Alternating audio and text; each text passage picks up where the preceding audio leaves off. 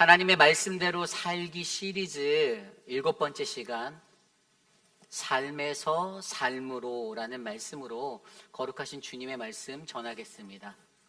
삶에서 삶으로. 우리 대한민국에서 2022년도에 대한민국의 이 종교에 관한 설문조사를 한 것이 있습니다. 그 GNCOM 리서치라는 데와 한국갤럽에서 공동으로 설문조사를 하셨어요. 2020년께 최근 자료더라고요. 제가 찾아봤을 때.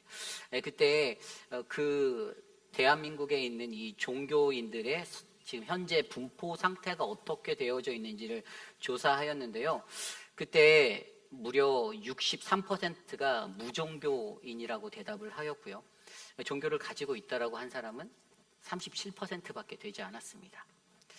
아울러 그것을 같이 조사하면서 그때 이러한 그 종교인들의 숫자가 점점 줄어만 가는 현상들에 대해서 도대체 무엇 때문에 이들이 종교를 떠나게 되는 것일까? 이 탈종교화라고 불리는 이것을 왜 하게 될까를 좀 이렇게 살펴봤더니 두 가지 추이가 보였더라고요. 하나는 이 세속의 차이로, 이 세속 차이라는 게 뭐냐면요, 사회가 발전하고 발전할수록 이 종교는 소멸된다는 영향 때문에 그들이 종교에서 멀어지게 된다. 그리고 두 번째는 이 종교에 관한 만족이죠. 미충족되어지는 부분들. 그러니까 종교가 기본적으로 줘야 하는 욕구 충족을 시킬 수 있는 그러한 법칙이 있는데 그런 것들이 만족되지 못할 때 종교를 떠나가게 되었다라고 대답하였습니다. 그래서 조금 더 정확히 그것들을 보니까 그 중에서 있는 사람들이 무종교인 63% 중에 35%가 그 종교에 관심이 없다라고 했던 사람이고요. 나머지 29%, 나머지 영역을 차지하고 있는 그 분량의 사람들은 기존의 종교에 대해서 실망하여서, 그러니까 이 기독교에 대한 불신뢰성이 내게 찾아들어서 내가 종교를 떠났다라고 밝혔다라는 것입니다. 한국 교회와 전 세계 모든 교회들이 안고 있는 문제가 바로 이것입니다. 교회를 떠나는 현상. 교회를 왜 떠나는가? 그런데 그 중에 대부분의 가장 중요한 요인은 좀 전에 말했듯이 기독교인에 대한 실망이 컸다라는 거예요. 그리고 그것이 왜 컸을까라는 것을 조명해 보면 한 가지 답이 보입니다. 그것은 하나님 말씀대로의 삶을 살아내지 못했기 때문에 교회가, 그리스도인들이, 저와 여러분들이 그런 삶을 살지 못해서 그러한 그리스도인들의 모습을 보고 저런 모습이 그리스도인의 모습이라면 나는 믿지 않아도 된다라고 생각했다라는 것이죠. 굉장히 심각한 문제 중에 하나입니다. 오늘 이 시대를 살아가는 저와 여러분들에게, 여러분, 저는 개인적으로 목회를 하고 하나님의 백성 그리스도인으로 살아가면서 제게 가장 요구되어지는 한 가지 로망적인 꿈이 있는데 그것은 하나님 말씀대로 이 삶을 살아내는 거예요. 하나님 말씀대로. 이 신앙에는요, 한 세 가지 모습이 있거든요. 하나는 그리스도인이에요. 교인이에요. 근데 그 사람은 마당만 밟는 사람이에요. 그냥 교회에 주일날 왔다가 돌아가는 거예요. 그리고 두 번째 모습의 사람은요, 말씀은 알아요. 하나님 말씀은 알아요. 지식적으로 가득해요. 말씀을 내가 안다라고 자랑도 해요. 내가 우리 교회에서 성경 제일 잘한다라고 자랑도 하고 그렇게 살아가요. 그런데 거기까지예요. 왜죠? 말씀이 삶으로 이어지지가 않아요. 세 번째 사람은요, 말씀이 육신이 되어서 그 로고스화된 그 말씀이 우리 안에 있어서 하나님의 말씀이 내 삶에 묻어나오는 삶을 살아내는 사람입니다.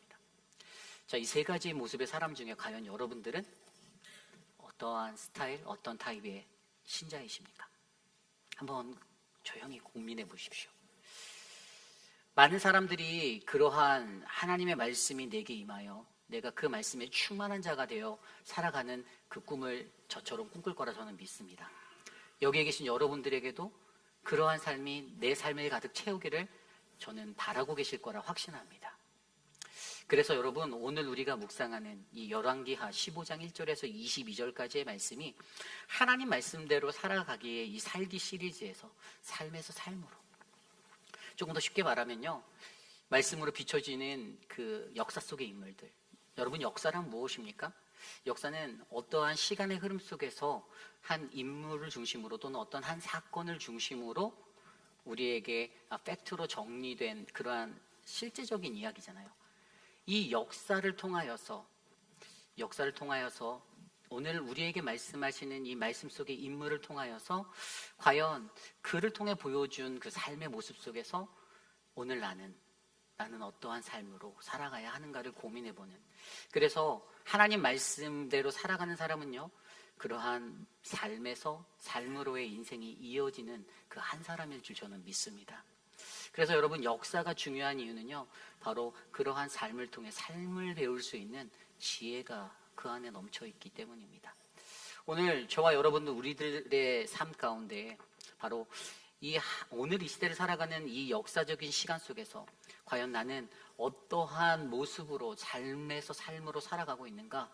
하나님 말씀을 받은 내 삶이 정말 내 삶을 통해 흘러나가고 넘쳐나는 은혜가 되는가? 아름답게 주님의 말씀 앞에서 묵상해 보시는 저와 여러분 되시기를 간절히 축원합니다. 오늘 말씀, 하나님 말씀대로 살기 시리즈 7번째, 삶에서 삶으로. 오늘 말씀은요, 열왕기하 15장 1절에서 22절에 나와 있는 그 네 사람의 인물을 비교해 보려 해요. 특별히 좀 더 그 집합체로 묶어보면 이 남유다의 왕이었던 10번째 왕이었던 그 이 아사랴라는 사람을 통해서 오늘 그 아사랴는 역사 속에서 그의 삶을 어떻게 보여주고 우리는 어떠한 삶을 살아가야 하는가. 그리고 그 뒤에 나오는 이제 북이스라엘의 14번째, 15번째, 16번째 왕이었던 스가랴, 살룸, 므나헴을 통해서 과연 오늘 우리는 어떠한 삶을 살아가야 하는가. 이 두 사람의 모습을 통해서 함께 배워보려 합니다. 오늘 가장 먼저 삶에서 삶으로, 오늘 우리는 우시아의 삶을 통해서요, 가장 먼저 신앙의 좋은 인도자를 만나야 한다라는 것을 배워보려 합니다. 신앙의 좋은 인도자를 만나야 한다. 여러분들에게는 신앙적인 좋은 인도자가 있으십니까? 기침을 하시네요. 예, 있냐고 물어봤는데 기침을 없으세요? 나 혼자 잘 믿고 잘 살아갑니까? 그렇게 생각하시나요? 여러분, 신앙이라는 것은요, 신앙생활은요, 혼자 할 수도 있지만 더 중요한 건 함께 하는 것이 올바른 신앙생활입니다. 하나님은 초대교회 공동체를 통해서 우리에게 보여주셨지만, 교회라는 그 반석 위에 세워진 공동체 위에 죄인된 자들을 불러 모으시고 그들이 함께 하나님 말씀대로 살아갈 수 있는 든든한 버팀목이 되게 해주셨어요. 그래서 오늘 말씀 속에서도 이 아샤라라는 이 왕을 통해서 그러한 신앙의 좋은 인도자가 우리에게 얼마나 필요한지를 가르쳐주고 있습니다. 여러분, 아사랴가 이 남유다 10번째 왕 아사랴, 다른 이름이 있는데 어떤 왕인지 아십니까? 우시야. 들어보셨나요? 우시야 왕. 우리 이사야의 말씀에 나왔던 우시야 왕이 죽던 해에 그가 성전에서 보았던 그 환상의 이야기들 기억나십니까? 거룩하다, 거룩하다, 거룩하다. 만군의 여호와여 영광이 온 땅에 충만하다라고 고백했던 그 천사들의 외침을 듣고, 여러분, 그 우시야 왕이 바로 이 오늘 말씀에 나오는 아샤랴 왕입니다. 아샤랴 왕. 그런데 이 아샤랴 왕이요, 오늘 말씀 속에서 어떻게 증거되어지고 있습니까? 1절부터 3절 볼까요? 이스라엘 왕 여로보암 제27년에 유다 왕 아마샤의 아들 아샤랴가 왕이 되니 그가 왕이 될 때 나이가 16세라. 예루살렘에서 52년간 다스리니 그의 어머니의 이름은 여골리아라. 예루살렘 사람이었더라. 아사랴가 그의 아버지 아마샤의 모든 행위대로 여호와 보시기에 정직히 행하였으나, 4절입니다. 오직 산당은 제거하지 아니하였으므로 백성이 여전히 그 산당에서 제사를 드리고 분향하였고. 아멘. 자, 역사 속에 기록된 이 열왕기서 가운데 기록된 아마샤 왕에 대한 흔적입니다.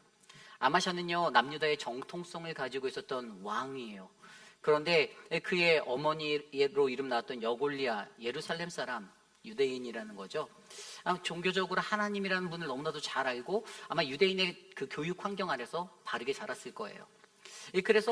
그런데 그의 삶의 모습을 3절과 4절에서 표현한 것을 보면 초창기에는 여호와 보시기에 정직히 행하였다라는 거예요. 아버지 아마샤처럼 여호와 보시기에 정직하게 행하였으나, 그런데 후대에는요, 그것이 무너졌다라는 거예요. 여로보암의 그것들을 벗어나지 못해서 그렇게 또 범죄하고 말았다라고 증거하고 있습니다. 오늘 말씀과 평행 구절을 이루는 이 역대하 26장 4절 5절 말씀에 이것을 조금 더 정확하게 보여주는데 뭐라고 말하냐면요. 역대하 26장 4절 5절.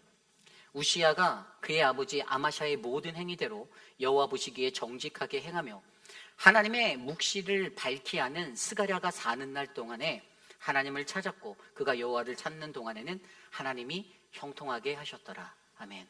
한 가지 핵심이 보이는데 그것이 뭐냐 하면 그가 정직히 살았던 날은 그 땅에 스가랴라는 선지자가 있었을 때, 묵시적인 예언을 감당했던 이 선지자가 있었을 때 그가 좋은 가르침을 받고 좋은 권면을 받고 좋은 말씀의 은혜를 받아 그가 하나님 앞에 정직히 살아가는 그 길들을 걸어갈 수 있었다는 겁니다. 우리가 잘 알고 있는 스가랴 선지자는 바벨론에서 태어났어요. 바벨론 태생에 예루살렘으로 돌아와, 포로기에서 돌아와 예루살렘에서 돌아와 살았던 사람입니다. 그리고 그의 가장 큰 업적 중에 하나는 포로기를 마치고 돌아오는 사람들에게 스룹바벨을 통해 성전을 재건축할 것에 대해서 하나님의 말씀으로 선포했던 선지자였습니다. 오늘 말씀 속에 이 우시야, 아사라가 바로 그의 음성들을 듣고 그와 함께 동행하며 살 수 있었던 기회가 있었던 왕이었어요.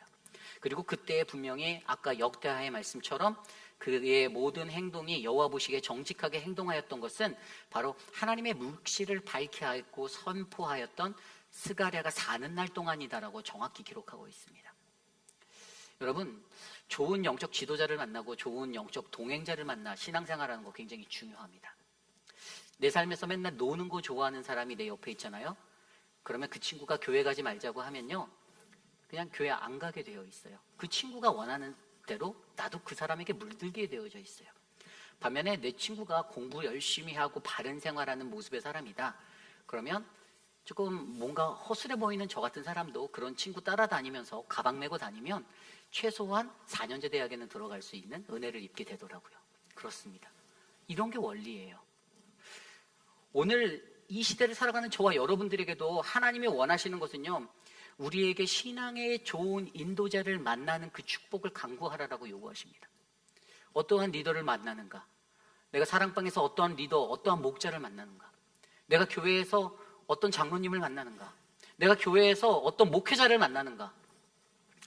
하나님의 말씀대로 바르게 선포하고 바르게 살아가는, 하나님의 말씀 위에 그 길을 걸어가는 그 믿음의 사람을 만나는 것이 바로 우리들의 인생의 가장 큰 축복이 됨을 믿으시기 바랍니다.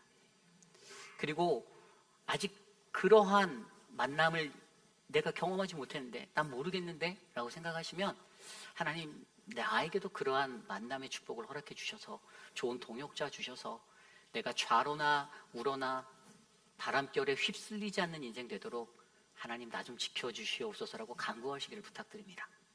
그래서 오늘 바로 이 우시야의 삶을 통해 우리에게 말씀하시는 첫 번째 이야기는요, 바로 신앙의 좋은 인도자를 만나라입니다. 저는 오늘 이곳에 계신 저와 여러분들이 신앙의 좋은 인도자를 만나서 바로 여호와께서 우리가 살아가는 그 시간 동안에 바로 그러한 은혜의 자리에서 하나님의 형통함을 경험하는 아름다운 인생이 되시기를 간절히 축원합니다. 오늘 말씀의 두 번째, 우시야의 삶을 통해 우리가 바라볼 수 있는 두 번째 교훈은요, 바로 마음을 다스리라입니다. 마음을 다스리라. 여러분, 우시야 왕, 아사랴 왕이 어떤 왕인지 아십니까? 오늘 본문과 평행구절로 놓여져 있는 역대하 26장 1절부터 15절까지의 말씀을 보면요, 그 왕에 대한 그 다재다능함과 또 그의 업적들에 대해서 굉장히 높게 평가하였어요. 제가 이렇게 읽어봤더니 역대하 26장 1절에 왕이라고 표현되어 있어요. 그러니까 왕이에요, 왕. 왕이에요. 백성이 아버지를 대신하여 세웠던 왕이었습니다. 그리고 두 번째 보였던 게 용사, 전쟁터에서 6절 말씀에 보면은 블레셋과 싸웠고 그 성벽을 허물고 야브네와 아스돗과 성벽을 헐고 블레셋 사람들 가운데 성읍들을 건축했다, 이렇게 나와 있더라고요. 싸움에 능하였던, 전쟁에 승리를 할 수 있었던 용사였습니다. 전사와 같은 사람이었어요. 세 번째 그가 가졌던 모습은 건축가였어요. 아까 6절 후반부에 제가 읽어드린 대로 블레셋 사람 가운데 성읍을 건축했어요. 오늘 말씀, 어제 말씀에서도 나왔죠. 엘랏을 건축하였다. 그의 아들이 엘랏을 건축하였다. 건축할 수 있는 능력이 있었던 그런 재능이 있었습니다. 그리고 또 다른 모습은요, 그는 농사를 좋아하는 사람이었어요. 그게 뭔가 하면 역대하 26장 10절 말씀에 보면 광야에 망대를 세우고 무릉덩이를 파고 가축을 많이 기르고 그 다음에 좋은 밭에 농부와 포도원을 다스리게 했다라고 말합니다. 그리고 성경 그 9절 10절 끝에 뭐라고 나있냐면 그가 농사를 좋아해서라고 기록하고 있었어요.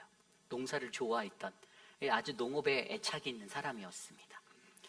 그리고 5번째 모습은요, 인재양성의 어떤 마음의 소견이 있었던 사람이에요. 그 15절 말씀에 보면 예루살렘에서 재주 있는 자에게 무기를 고안하게 만들었습니다. 그래서 그 역대하 26장 15절에 보면 지렛대와 같이 공격하는 그런 것들을 만들어서 폭탄을 던지는, 성벽으로 다른 성을 향해 던지는 그런 것들을 고안해냈다라고 나와 있어요.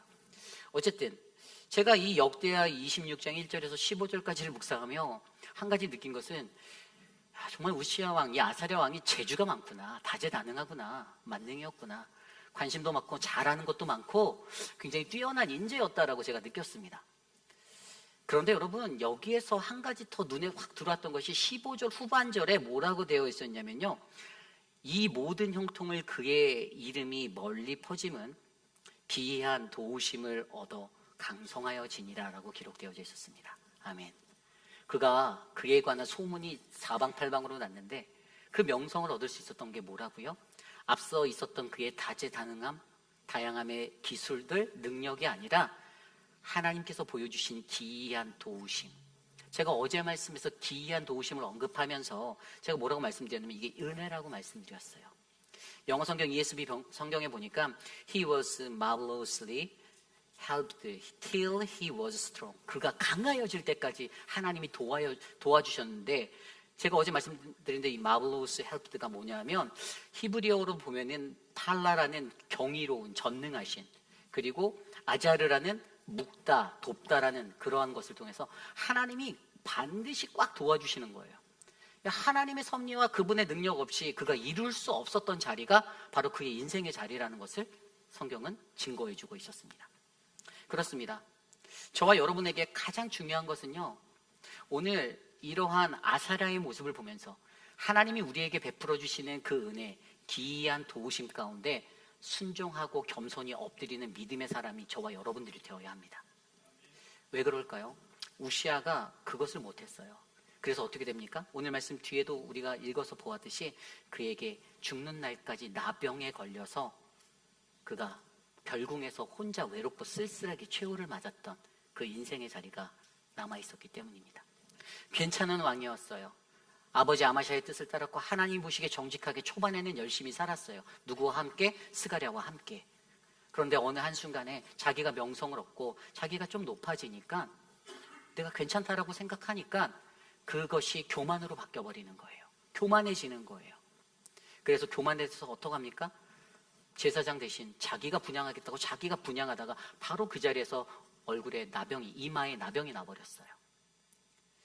여러분, 저와 여러분에게 가장 중요한 것은요, 바로 우리의 마음을 다스리는 것입니다. 하나님 앞에서 내가 어떻게 살아갈 것인가, 여러분의 마음을 다스리십시오. 조금만 잘한다 해서 우쭐해서 교만하여지는 게 아니라, 주변 사람들이 칭찬하고 주변 사람들이 환호를 한다 하여도 하나님 앞에서 더 낮아지고 겸손하게 무릎 꿇을 수 있는 그 한 사람이 오늘 이곳에 계신 여러분들이 되기를 간절히 축원합니다. 어떠한 모습으로 우리가 살아가는가? 바로 하나님은 우리에게 우리의 마음을 다스리며 살아가는 그러한 믿음의 삶 일어나기를 간절히 원하십니다. 오늘 우시아를 통해 보여준 이 삶에서 삶으로라는 이 마음을 다스림이 저와 여러분들에게 넘치기를 간절히 축원합니다. 오늘 우시아의 삶을 통해 우리에게 보여주시는 마지막 세 번째는요, 바로 우리 자신의 부정함을 깨달으라입니다. 우리 자신의 부정함을 깨달으라. 이게 무슨 말인고 하면 아마 조금 느낌이 오신 분도 있겠지만, 제가 아까 말씀드린 이사야서 6장의 이야기, 이사야 선지자가 하나님의 성전 안에서, 그 성전 안에서 대면하였던 수룹 천사들의 날개짓, 그 거룩함, 6날개 달린 수룹 천사들이 서로 날개짓하며 두 날개로 눈을 가리고 두 날개로 발을 가리고 두 날개로 날개짓하며 날고 있는데 서로 화답하여 이를 때 뭐라고 했을까요? 거룩하다, 거룩하다, 거룩하다, 카도시, 카도시, 카도시. 하나님의 영광이 온 땅에 충만하다. 거룩하신 하나님, 그분의 그 찬양이 일어나는 자리에서 이사야 선지자가 어떻게 반응하였죠? 기억나십니까? 화로다. 나는 망하였도다. 여러분, 하나님의 거룩하심 앞에, 하나님의 거룩하심 앞에 선자들의 진정한 반응은요, 하나님, 나 잘했죠? 하나님, 나 괜찮죠? 이게 아니고요, 하나님, 나는 죄인입니다. 하나님, 나 어찌합니까? 나 부정한 자입니다. 하나님, 나 큰일 났네요. 도와주세요. 여러분, 이 모습이기를 간절히 기도합니다. 어떻게 됐냐면 이사야 선지자가요, 분명히 6장에 나왔잖아요. 우시야 왕이 죽던 해, 1절에 그렇게 나와 시작돼요. 우시야 왕이 죽던 해 그가 성전에서 환상을 보게 된 건데, 우시야에 관한 이야기를 다 알고 있었겠죠, 이사야가. 왕이 어떻게 됐는지 동네방네 소문이 다 났습니다. 야, 왕이 문둥병자 됐대. 그래서 지금 별궁에 은닉하고 있었어. 근데 죽었대. 그 모든 소식을 다 듣게 되는 그 자리에서 우시야 왕이 죽던 해 그가 목격하였던 그 모든, 그의 범죄로 말미암아 찌들었던 그 성전의 자리와 문둥병자 왕이 죽게 되는 그 죽음의 자리 앞에서 그가 거기에서 그러한 우시야 왕을 마주하며 느꼈던 한 가지는, 자신은 이런 거룩한 하나님의 성전에 서 있을 자가 못 된다라는 자신의 부정함의 고백이었습니다. 여러분, 진정한 하나님의 신자, 하나님의 성도의 올바른 모습이 바로 이러한 것입니다. 하나님 앞에서 겸손하게 나의 부정함, 나 자신의 부정함을 깨달아 하나님 앞에 화로다, 나는 망하였도다, 주님 나를 도와주세요라는 믿음의 간구를 하실 수 있는 분, 저는 저와 여러분들이 그러한 은혜에서는 믿음의 사람들이 되기를 간절히 축원합니다. 하나님의 말씀대로 살기를 원한다라고 우리가 말하면서도 하나님의 그 거룩하심 앞에 두려워 벌벌 떠는 그러한 것이 하나도 없다라면, 하나님의 말씀이 두렵지 않고 하나님의 말씀이 무섭지 않다라면, 여러분, 그러한 인생은 절대로 하나님 나라에 들어갈 수 없는 인생이 되는 것입니다.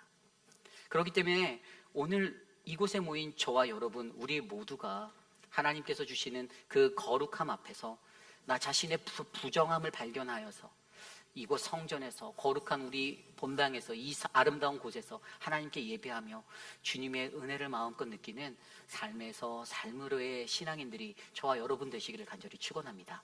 이것이 바로 오늘 우시야 왕의 삶을 통하여 우리에게 말씀하시는 것 세 가지, 신앙의 좋은 인도자를 만나야 한다, 마음을 다스리라, 우리 자신의 부정함을 깨달아라입니다. 이제 반대로 이 북이스라엘이라는 나라의 14대 왕, 15대 왕, 16대 왕을 섬겼던 스가랴와 살롬과 므나헴의 삶을 통해서 하나님 우리에게 무엇을 말씀하시는지 살펴보겠습니다. 스가랴는 14대의 북이스라엘 왕으로서 6개월 나라를 다스렸습니다. 그리고 15대 왕이었던 살룸은 정확하게 한 달 다스렸습니다. 그리고 므나헴은 16대 왕으로서 10년을 다스리게 되었습니다. 그런데 여러분, 이들의 역사를 한마디로 한다면 저는 이렇게 적어놨어요. 쿠데타와 배반의 피로 얼룩진 역사. 그들의 삶은 그냥 쿠데타와 배반의 피로 얼룩진 역사였어요. 오늘 그들에 대한 평가를 성경은 뭐라고 말하냐면요, 이 스가랴는요, 오늘 말씀 9절에 그의 조상들의 행위대로 여호와 보시기에 악을 행하여 이스라엘로 범죄하게 한 느밧의 아들 여로보암의 죄에서 떠나지 아니한지라, 이렇게 기록하고 있었습니다. 그리고 살룸에 대한 기록은요, 오늘 말씀 15절에 보면 반역자라고 표현하더라고요. 반역자. 그냥 반역자였어요. 왕을 배반하여서, 이게 스가랴 왕의 죄악에 대해서 반란을 일으켜서 이 이블라함에서 그를 백성 앞에서 쳐 죽였거든요. 굉장히 지독했던 사람입니다, 이 사람도.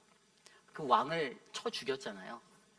그렇게 반역가라고 평가되고 있어요. 거기에다 플러스로 16절을 보니까 더 큰 만행을 저지르는데, 자신이 대접받기 원하는 그 마음이 있었는데 그 동네 사람들이 자기를 반겨주지 않고 인정해주지 않으니까 그 여인들의 배를 갈라서 아주 만행을 저질렀어요. 악한 자였습니다.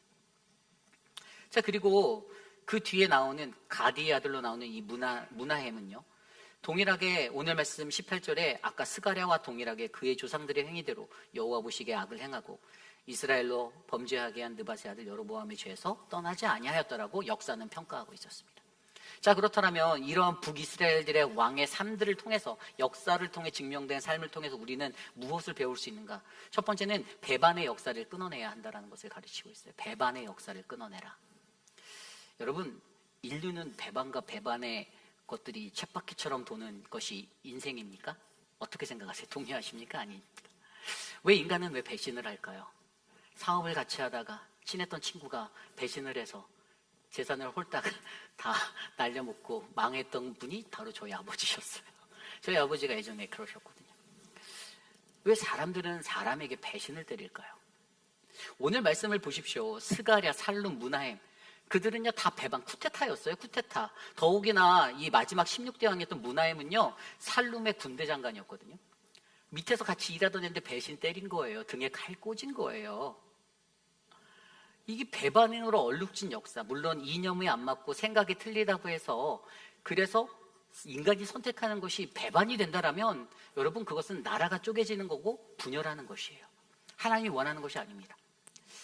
이스라엘이라는 나라도 솔로몬이라는 그 왕이 온전하게 나라를 잘 세서 견고하게 다윗을 지나 솔로몬까지 이뤄왔는데, 통일 왕국으로 왔는데, 그 밑에 있었던 르호보암의 잘못된 모습 때문에 여로보암을 통해서 10개의 지파가 여로보암을 따라 북이스라엘로 가고 남유다가 찢어졌잖아요. 분열의 역사가 된 거예요. 왜죠?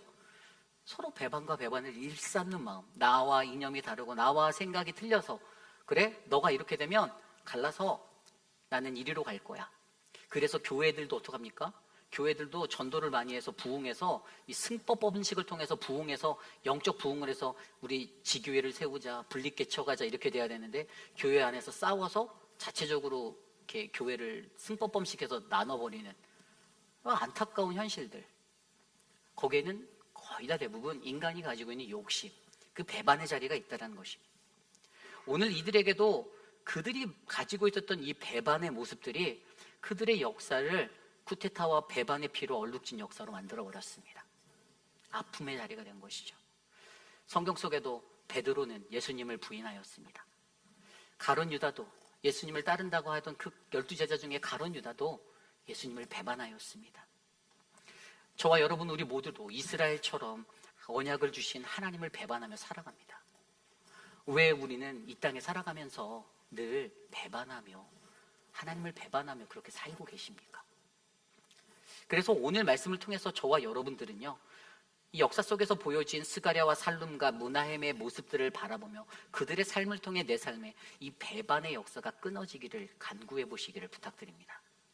하나님, 나는 하나님을 배반하지 않겠습니다. 나는 우리 공동체에 우리 성도들을, 나와 함께하는 가족들을 배반하지 않겠습니다. 하나님, 내가 그러한 믿음의 사람이 될 수 있도록 인도하옵소서. 간구하는 저와 여러분, 우리 모두가 되시기를 축원합니다. 오늘 두 번째로 이 세 왕의 모습을 통해, 북이스라엘의 세 왕을 통해 우리에게 말씀하시는 삶으로의 모습은요, 특권의식을 버려라입니다. 특권의식을 버려라. 오늘 말씀 19절 말씀에 이렇게 나와 있습니다. 아수르 왕 불이 와서 그 땅을 치료하매 므나헴이 은 1000달란트를 불에게 주어서 그로 자기를 도와주게 함으로 나라를 자기 손에 굳게 세우고자 하였다. 아멘. 이 16대 왕이었던 므나헴이 자기가 이제 쿠데타를 일으켜서 샬룸을 죽이고 그리고 왕권을 찬탈했는데, 이 사람이 이 뭐가 어려우냐면은 이제 아수르가 이 나라에 위기가 있었어요. 왜냐하면 이 사람이 갖고 있는 어떤 성격이 포악하고 잔인한 이러한 성격 때문에 나라 안에는 친애구파와 친아수르파가 이렇게 당파를 져서 서로 격투하고 있었어요. 내분이 있었던 거예요.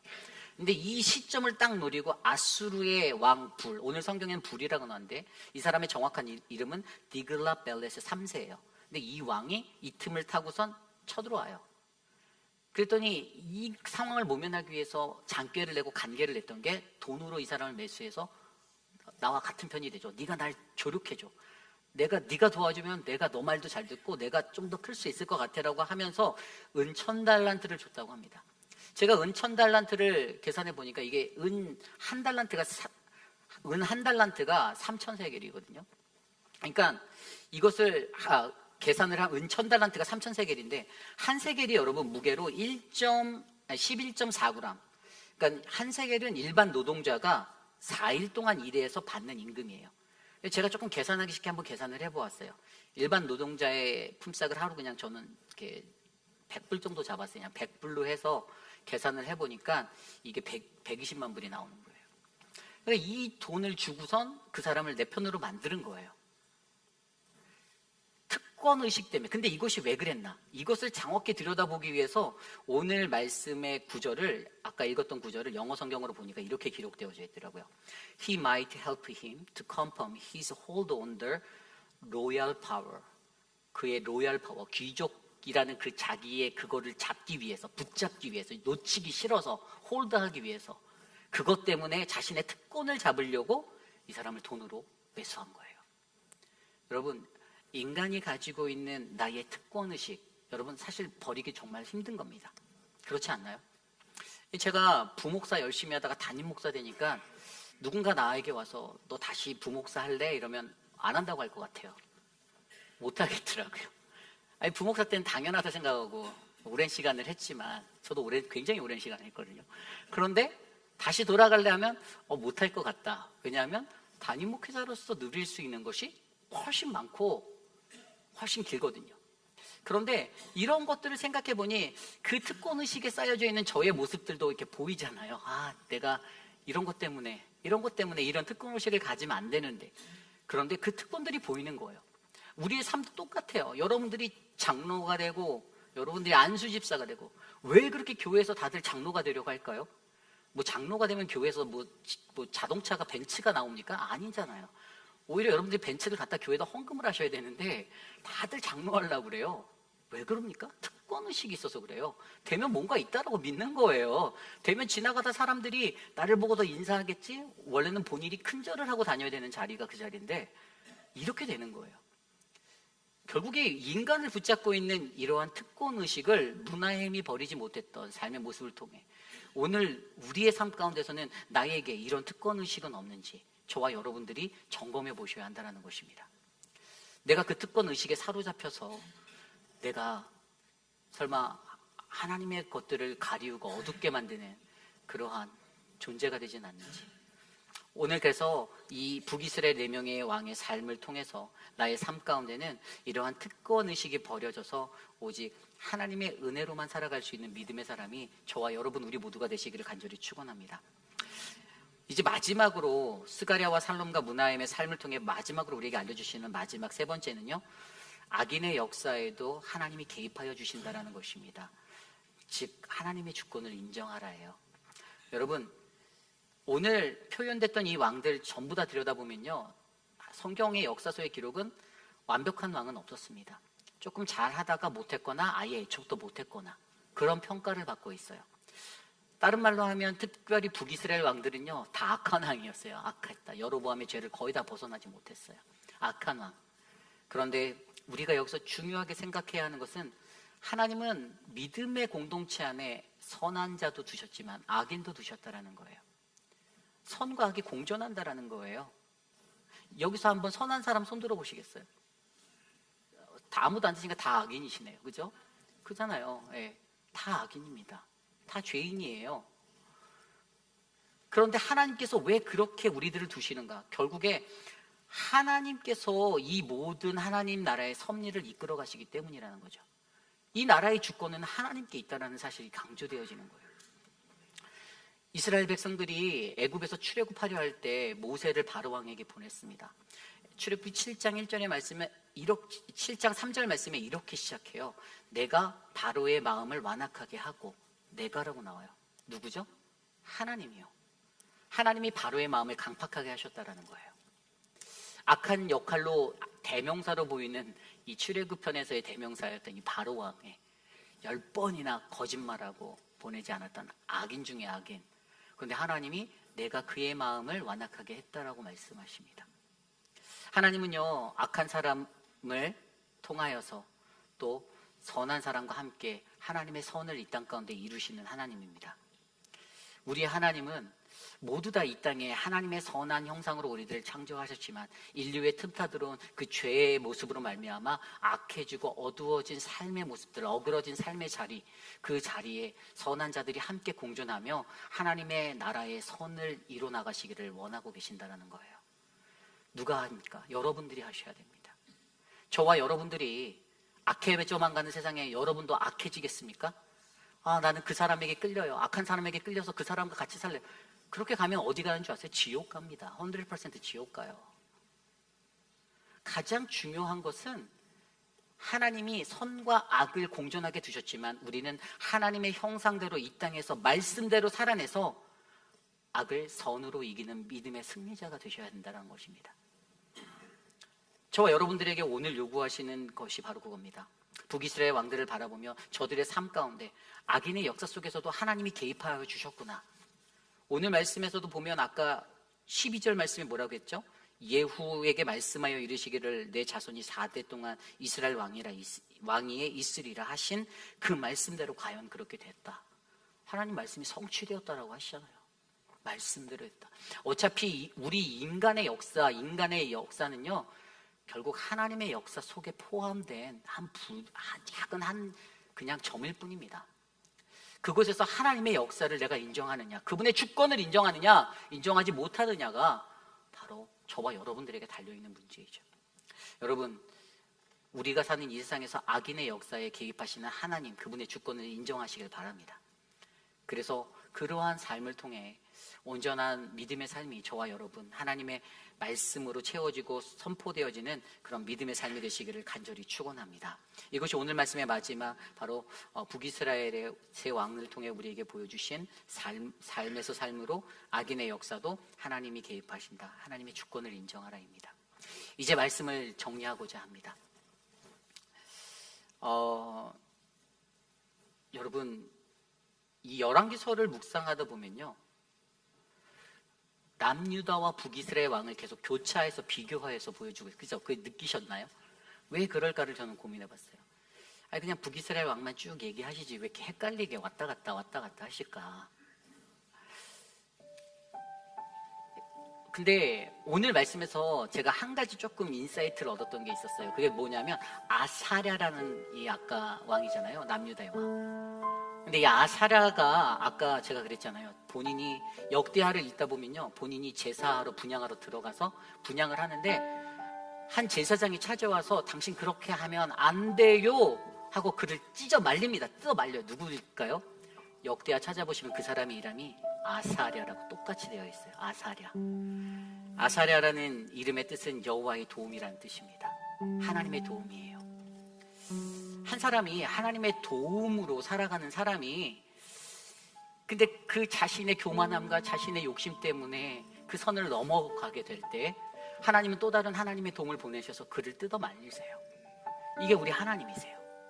그런데 인간은 여전히 아둔하여서 동면이인으로 살아가는 그들의 삶에서 우리에게 느껴주는 그것처럼 바로 깨닫고 이렇게 변화되어서 하나님의 올바른 길을 걸어가면 되는데, 우리가 그것들을 알아채지 못하고 하나님 말씀대로 살아내지 못하고 자꾸만 우리는 방황하고 넘어지고 있다는 것입니다. 그래서 조용기 목사님이 세상에 다 죄인이래요. 두 가지 죄인이 있대요. 어떤 죄인? 들킨 죄인, 안 들킨 죄인. 다 죄인이라는 거예요.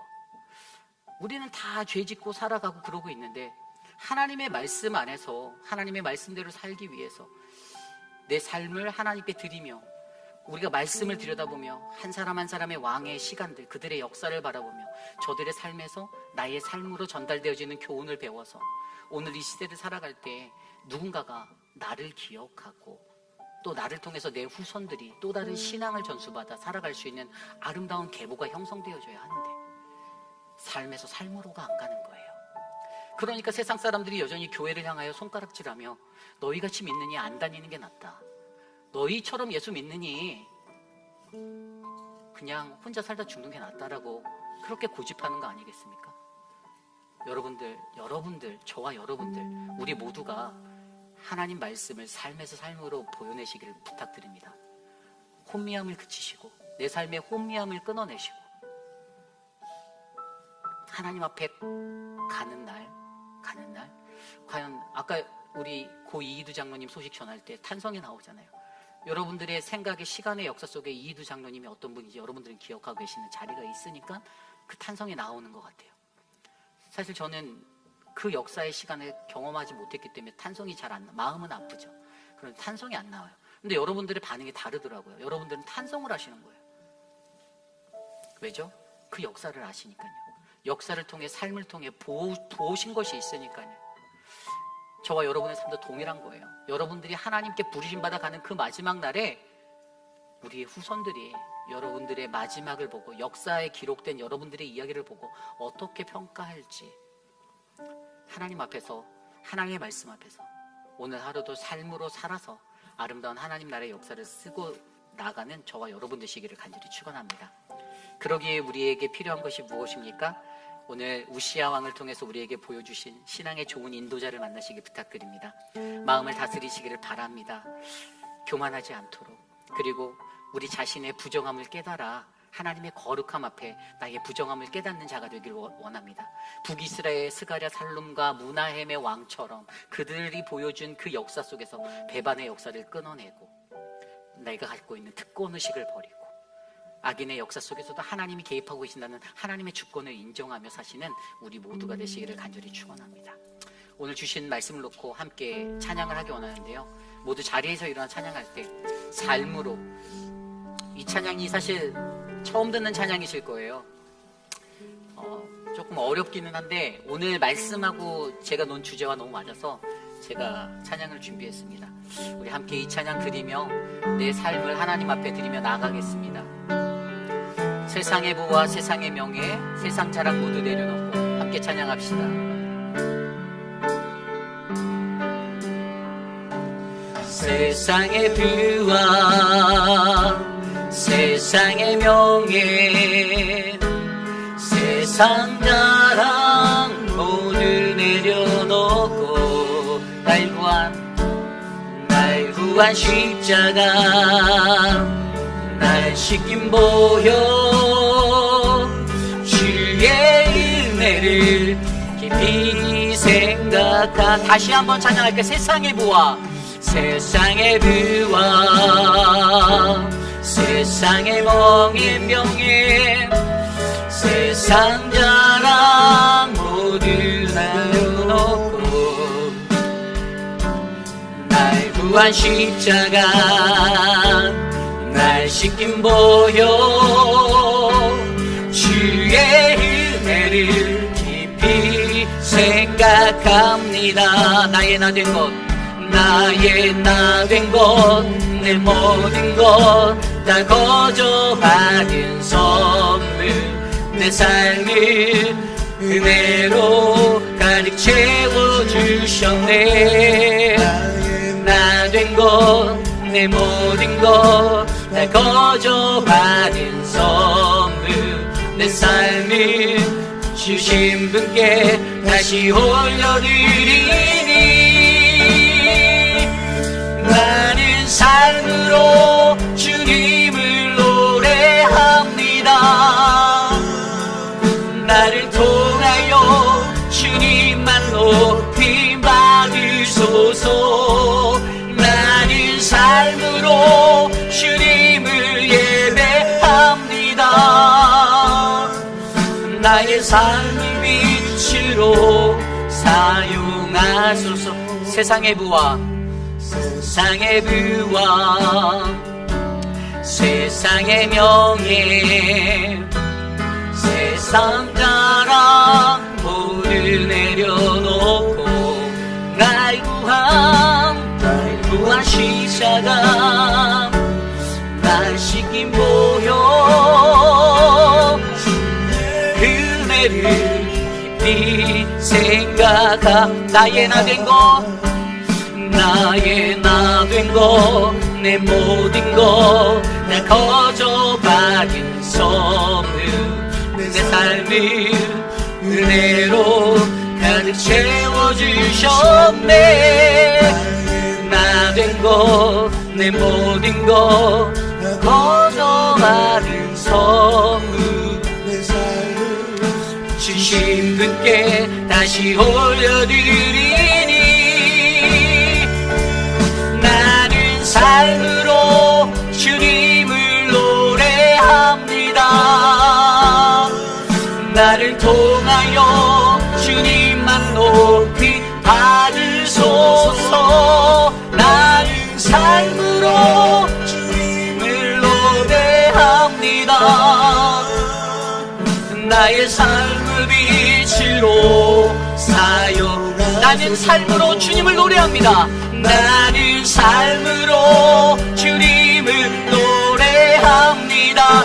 나를 통하여 주님만 높이 받으소서. 나는 삶으로 주님을 예배합니다. 나의 삶을 빛으로 우리 마지막으로 한 번 더 고백합시다. 나는 삶으로 주님을 노래합니다. 나를 통하여 주님만 높이 받으소서. 나는 삶으로 주님을 예배합니다. 나의 삶을 빛으로 사용하소서. 나를 삶의 빛으로 사용하소서. 참으로 존귀하신 하나님, 감사합니다. 이 세상을 살아가며 하나님의 말씀대로 살고 있다라고 우리가 생각하면서도 우리의 삶에서 하나님의 말씀이 이루어지는 그 삶으로의 꿈이 이루어지지 않을 때가 너무나도 많이 있습니다. 하나님, 우리의 연약함을 보듬어 주시고 하나님의 말씀 안에서 우리를 견고케 하셔서 신앙의 좋은 인도자를 만나고 자신의 부정함을 깨달으며 마음을 다스리고, 그리고 하나님 앞에서 더욱더 견고하게 믿음으로 배반의 역사를 끊고 특권의식을 버리고 악인의 역사 속에 개입하시는 하나님의 주권을 인정하며 사는 우리 모두가 되게 하여 주시옵소서. 사랑하는 모든 회의비라는 장로교회 성도님들 한 분 한 분이 그러한 인생이 되셔서 세상 어느 곳에서나 또 길이 남을 역사 속에서 참으로 멋진 장로님, 권사님, 집사님 함께 신앙생활에서 너무 행복했다라고 고백할 수 있는 후손들의 탄성이 나오도록 도와주시옵소서. 사랑하는 우리 이희두 장로님, 하나님 기억하여 주시길 기도드립니다. 외로운 마지막의 그 길, 그러나 하나님께서 동행하셔서 감사하고, 하나님 몸된 교회에 섬기고 애쓰신 그 자리 기억하셔서 하나님의 축복의 장래 잘 치룰 수 있도록 우리에게 힘을 실어 주시옵소서. 사랑하는 천문자 집사님, 내일 MRI 찍어야 하는 스케줄이 잡혀 있습니다. 하나님, 고통스러운 육신의 것들을 주님만이 아시오니 집사님이 의지하는 하나님께서 반드시 낫게 하셔서 회복하여 주실 줄 믿사오니 도와주시옵소서. 사랑하는 우리 모튼 장로님, 하나님 회복의 은혜를 베풀어 주시기를 간구합니다. 기력이 돌아오고 하나님 모든 것들 가운데 하나님의 만지심으로 낫게 하여 주시옵소서. 사랑하는 우리 손자경 집사님의 딸 스테이시, 하나님 림프 수술을 앞두고 있는데 하나님 12월에 할 그 수술을 위해 하나님이 예비하시고 건강하고 안전하게 회복하도록 은혜를 베풀어 주시옵소서. 지금은 우리 구주 예수 그리스도의 무한하신 은혜와 그 크신 하나님의 사랑하심과 성령 하나님의 감화감동 교통하심의 역사가 거룩하신 하나님 앞에서 주의 말씀대로 살기를 소망하며, 하나님 나는 하나님의 말씀이 내 삶 속에 묻어나오는 그러한 인생이 되기를 원합니다. 하나님, 성경을 통해 우리에게 말씀하시는 한 사람 한 사람의 그 삶 속에서 하나님의 선하신 것들을 교훈받아 하나님 나는 믿음의 사람으로 바로 설 수 있도록 역사하여 주시옵소서라고 간구하는 사랑하는 우리 회의비라는 장로교회의 모든 성도님들, 특별히 오늘 이곳에 나와 주께 엎드려 간구하며 예배드린 믿음의 권속들 머리머리 위에 저들의 가정과 자녀와 삶의 터전 위에 지금으로부터 영원토록 함께 하시기를 간절히 축원하옵나이다. 아멘.